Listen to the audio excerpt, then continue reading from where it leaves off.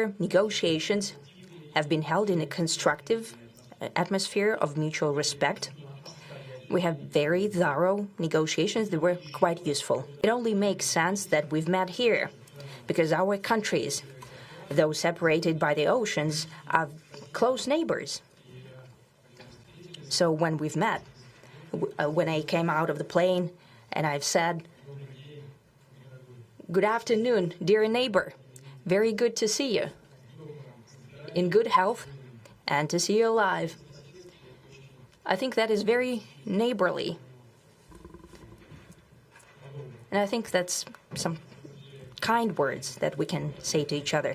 We're separated by the Strait of Bering, though there are 2 islands only between the Russian island and the U.S. island. They're only 4 kilometers apart. We're close neighbors, and it's a fact. It's also important that Alaska has to do with our common heritage, common history between Russia and the U.S., and many positive events have to do with that territory. Still, there is tremendous cultural heritage back from the Russian America. For example, Orthodox churches and a lot of, more than 700 geographical names of Russian origin. During the Second World War, it was here in Alaska that was the origin of the legendary air bridge for the supply of military aircraft and other equipment under the Lend-Lease program. It was a dangerous and treacherous route over the vast emptiness of ice. However, the pilots of both countries did everything to bring closer the victory. They risked their lives and they gave it all for the common victory. I was just in the city of Magadan in Russia, and there is a memorial there dedicated to the Russian and the U.S. pilots. And there are 2 flags, the U.S. flag and the Russian flag. And I know that here as well there is such a memorial. There is a military burial place several kilometers away from here. The Soviet pilots that buried there who died during that dangerous mission. We're thankful to the citizens and the government of the U.S. for carefully taking care of their memory. I think that's very worthy and noble. We'll always remember other historical examples when our countries defeated common enemies together in the spirit of battle camaraderie and allyship that supported each other and facilitated each other.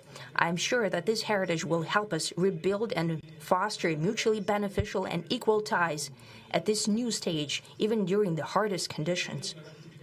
It is known that there have been no summits between Russia and the U.S. for 4 years, and that's a long time. This time was very hard for bilateral relations, and let's be frank, they have fallen to the lowest point since the Cold War. I think that's not benefiting our countries and the world as a whole. It is apparent that sooner or later we had to amend the situation to move on from the confrontation to dialogue. Me and President Trump have very good direct contact. We've spoken multiple times. We spoke frankly on the phone. And Special Envoy of the President, Mr. Witkoff, traveled out to Russia several times. Our advisors and heads of foreign ministries kept in touch all the time. And you know fully well that one of the central issues was the situation around Ukraine. We see the strive of the administration and President Trump personally to help facilitate the resolution of the Ukrainian conflict. And his strive to get to the crux of the matter, to understand this history, is precious. As I've said, the situation in Ukraine has to do with fundamental threats to our security. Moreover, we've always considered the Ukrainian nation, and I've said it multiple times, a brotherly nation, however strange it may sound in these conditions. We have the same roots, and everything that's happening is a tragedy for us and terrible wound.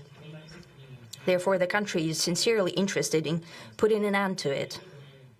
At the same time, we're convinced that in order to make the settlement lasting and long-term, we need to eliminate all the primary roots, the primary causes of that conflict. And we've said it multiple times, to consider all legitimate concerns of Russia and to reinstate a just balance of security in Europe and in the world on the whole. And I agree with President Trump, as he has said today, that naturally the security of Ukraine should be ensured as well. Naturally, we are prepared to work on that. As I've said, we have a lot of dimensions for joint work. It is clear that the U.S. and Russian investment and business cooperation has tremendous potential. Russia and the U.S. can offer each other so much in trade, digital, high-tech, and in space exploration. We see that Arctic cooperation is also very possible, and our international context, for example, between the far east of Russia and the west coast of the U.S. Overall, it's very important for our countries to turn the page, to go back to cooperation. It is symbolic that not far away from here, at the border between Russia and the U.S., there was a so-called international date line.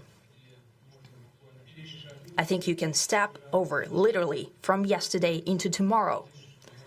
And I hope that we'll succeed in that, in political sphere. I would like to thank President Trump for our joint work, for the well-wishing and trustworthy tone of our conversation. It's important that both sides are result-oriented, and we see that the President of the U.S. has a very clear idea of what he would like to achieve. He sincerely cares about prosperity of his nation. Still, he understands that Russia has its own national interests. I expect that today's agreements will be the starting point, not only for the solution of the Ukrainian issue, but also will help us bring back business-like and pragmatic relations between Russia and the U.S. And in the end, I would like to add one more thing. I'd like to remind you that in 2022, during the last contact with the previous administration, I tried to convince my previous American colleague that the situation should not be brought to the point of no return when it would come to hostilities. And I said it quite directly back then that it's a big mistake. Today, when President Trump saying that if he was the president back then, there will be no war. And I'm quite sure that it would indeed be so. I can confirm that. I think that overall, me and President Trump have built a very good, business-like and trustworthy contact.